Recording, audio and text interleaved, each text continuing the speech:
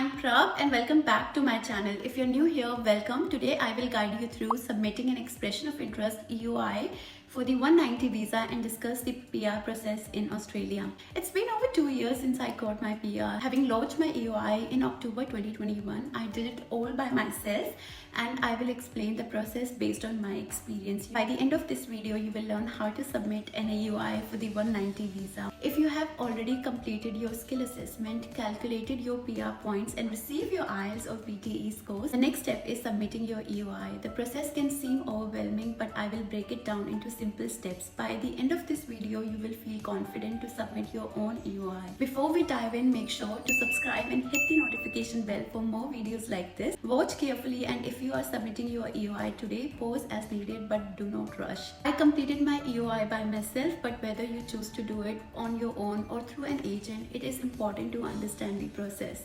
If you have any questions, leave them in a comment section below and I'll do my best to answer them. So the first thing we will do is visit the Australian Department of Home Affairs website. Then we will click on the Immigration and Citizenship, then click on Visas and then Working in Australia. On this page, you will see SkillSet. So click on it and you will be redirected to the SkillSet portal. You can also type SkillSet directly online and click on the first page. Make sure this is the official website. Now let's first read the overview. They have provided information about what SkillSet is. SkillSet is basically Australian official online system where skilled workers express their interest in a visa. To apply, you will need an invitation. It states by submitting an expression of interest, or you call EOI, showcasing your qualification and work experience. Now submitting an EOI is easy if you meet the requirements. You will need to provide some personal information and no documents are needed at this stage.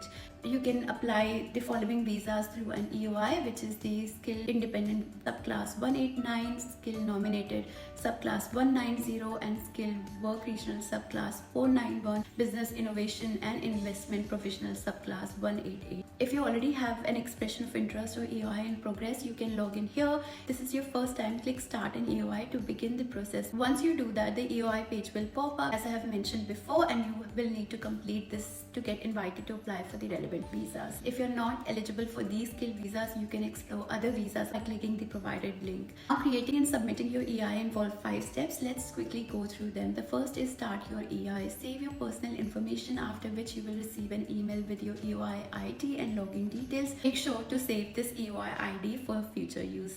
Second one is add required information. Include details like your English test results if you haven't taken the test yet but plan to apply for an EOI soon. I highly recommend completing it and aiming for the highest score possible. And the positive skill assessment, if it applies to your situation. For example, I needed to go through the skill assessment with VETASSESS. If your assessing body is also VETASSESS, you can watch my these videos where I walk through step by step completing the VETASSESS skill assessment. Now submit your EOI. If your circumstances change, such as passing an additional test like NAATI for extra point, you can always log back in and update your EOI before receiving an invitation to apply for a skilled visa. And once you receive an invitation to apply for a visa, you will have 60 days from the invitation date to complete and submit your visa application online. The final step is to complete your visa application and upload your documents, and then submit your visa application through their digital platform, which is called EMI account. Make sure you do submit on time so you don't miss out. Here is a quick snapshot of the progress that we just discussed. First is to start your EOI, then add the required information, then submit your EOI, wait for your visa invitation, and once you get the invitation, complete your visa application by uploading the necessary documents, and the final thing is submit it online. Before starting your EOI, be sure to check if your occupation is listed on the relevant skill occupation list. I have already covered this in previous videos, so if you are unsure how to do that, I highly recommend you watching that video, or you simply can just click on this link. Then the subclass 189, 190 and 49 visas are all point based, meaning you need to meet or exceed the minimum threshold of 65 points to be invited to apply. As you will fill out the EOI, you will provide details about your personal factors like age, marital status, education and professional background, employment within Australia or overseas, and years of employment. Many other factors will determine your point score. If you are unsure how to calculate your points, I have discussed this in the last week video. You can either watch that or click the link provided here to check your points. Even if you meet the 65 points threshold, they have mentioned there is no guarantee of receiving an invitation. It is competitive and higher point improve your chances. So my advice is to aim for the maximum point you can achieve. This will significantly increase your chances of getting permanent residency. And they also said if you fall short of required points and have a partner, it is a good idea to check their points eligibility using this calculator which I show you in my last video.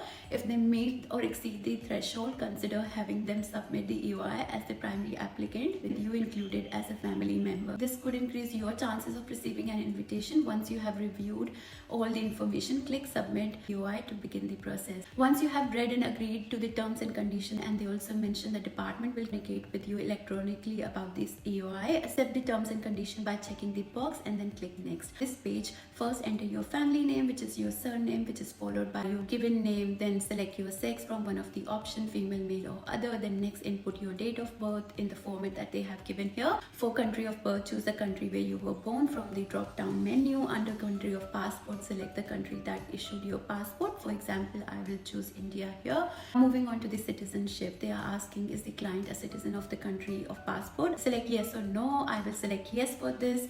Is the client a citizen of any other country? Again, choose yes or no. If you hold a citizenship in more than one country, select yes and provide the list of all other countries where you are a citizen. For further clarification, you can click on the question mark icon next to the field. Next, it asks, does the client have any other current passport? If you have more than one passport, select yes and choose the country of passport from the drop down. If not, select no. Finally, for usual country of residence, select the country where you are currently residing from the drop down. I will enter Australia since that's where I live. When I lodged my application in 2021, I was residing in Australia. If you select a country like India or any other country outside Australia, it means you are applying offshore and it will not ask you any further question. However, if you select Australia as your current residential country, you will need to provide additional details including the state, postcode where you reside. Next, you will be asked, does the client have a partner? Select yes or no based on your situation. If you select yes, you will need to specify the type of relationship on the drop down, whether you are married or in a de facto relationship, whichever applies to you. Please select accordingly. For example, when I submitted my EOI, I was single, so I selected no, and then from the drop down, never married, check all the information and then move next. Now again, it is asking to confirm the information you just provided. Please ensure the information you enter matches your document. Check your details, and if all the information is correct, select yes and then click next. The next step is to create an account. Start by filling in the required details and creating a password. After that, confirm the password. Next, enter and confirm your email address. You will also need to answer a few security questions which can be used in case you need to reset your EOI password. Make sure to store your password and the answers to your security questions somewhere safe. Once that's done, check the box for I'm not a robot, then click next. Your account will now be created. You will see your EOI ID and email address. Be sure to save your EOI ID as you will need it for all the future submissions and updates. You will also receive an EOI ID via email. Copy it and proceed to the next step. And also read and accept the important notice. Use the EOI ID and then password you just created to log in. Review your details and click next to move forward.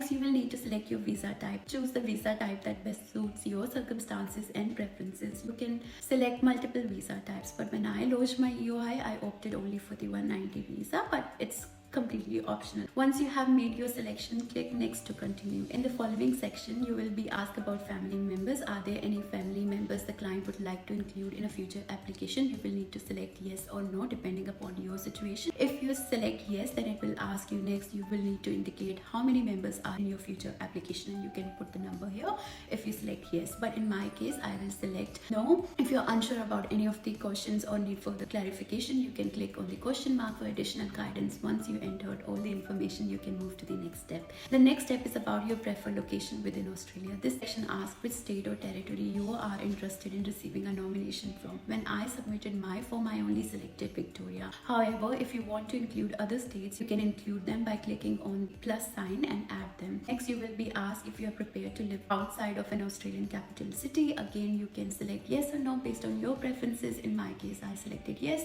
but your choice may vary depending on your circumstances. Following this, you will need to provide information about your English language test result. The form will ask you if you have undertaken an English language test within the last 36 months. If you have, select yes, and you will need to provide the details of your most recent test. This includes selecting the name of the test from the drop-down menu, entering the test date, and providing your test reference number, which can be found at the top of your test results. And you will need to enter your score for listening, reading, writing, and speaking, because I selected PTE academic.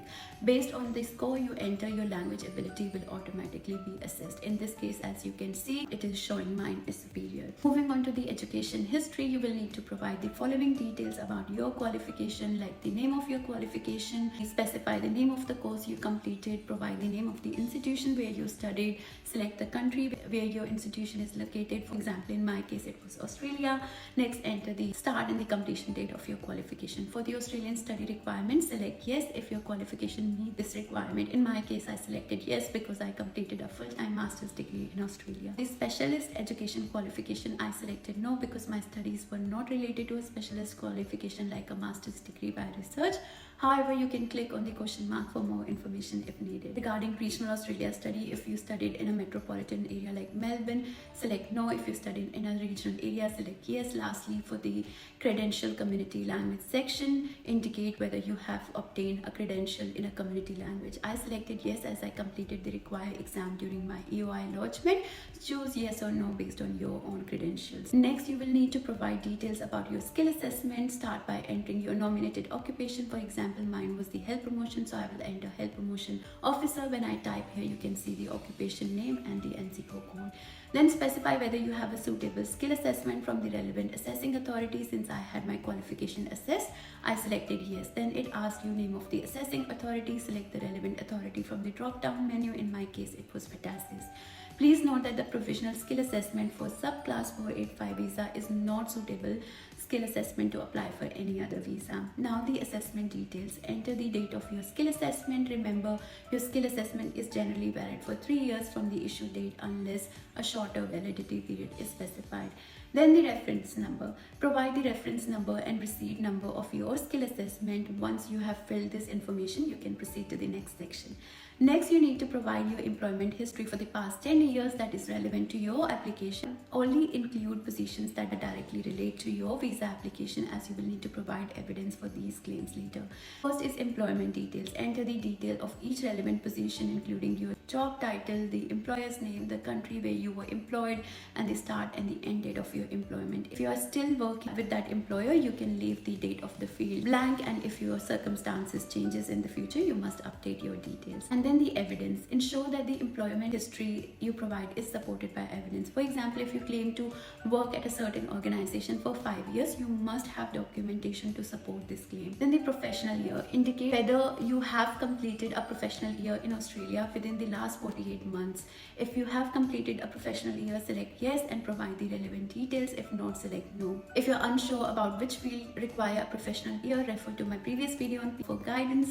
Once you have completed this section, click next to proceed. In this section, double check all the information you have entered. This includes confirming details about your qualification, English language test, Australian study requirement. If you find any errors or omissions, go back and correct them before proceeding. The next one is the declaration form. You will be asked to complete a declaration form where you confirm the following: that you read and understood the information provided in the EOI, and I will select yes, and then the accuracy, which is confirm that you have completed the form and provided the accurate and correct information. It is crucial to avoid providing any false or misleading information, as it may result in the refusal of your application or cancellation of granted visa. I will select yes as well in this case, and please only provide the accurate information, as they have mentioned. If you provide the misleading information, they can refuse your visa, or they might ban you also for applying further visa in the future. And then they ask confirm that you understand that the EOI is not a visa application, and that you will need an invitation to apply for certain visa types. The EOI is merely an expression of interest, and receiving an invitation is required to proceed with a visa application. So which means that we understood that this is not a visa, and we will select yes. And then the final one is confirm that you will update your EOI details immediately if your circumstances change or if there are any updates to the information you have provided. For example, if you improve your point score, decide to take NAATI exam, you should update your EOI before receiving an invitation. So I will select yes for this one. Carefully read through the declaration form and ensure all information is accurate before finalizing your submission. Once everything is correct, you can proceed to the next step. On this page, review all the information you have provided carefully. Once you have thoroughly checked and are satisfied with the details, select yes to declare that the information is correct and then press next. The system will then provide a summary of your visa type and points. As you can see in the screen, it says the client claims 95 points. Finally, submit your application. You will see the visa type description and point test result. And also download this PDF by clicking the view EOI and as well as the breakdown of your points. Now, quick tips for submitting an EOI. Make sure you have your passport and personal information ready. Keep all the documents organized and easily accessible, including your English test result, assessment result, NAATI. Double check that all information is accurate. Regularly check your emails for any updates or requests for additional information from the Department of Home Affairs. Be patient as it may take few weeks to months for your EOI to be invited. Once you have submitted your EOI, you will need to wait for an invitation to apply. If you receive an invitation, you will have 60 days to complete and submit your visa application online. I hope this video helps you and feel more confident about submitting your EOI and navigating the PR process in Australia. If you have any questions or need further clarification, feel free to leave a comment below. Good luck with your application. If you like this video, please do like, share and subscribe to my channel, and I will see you in the next one.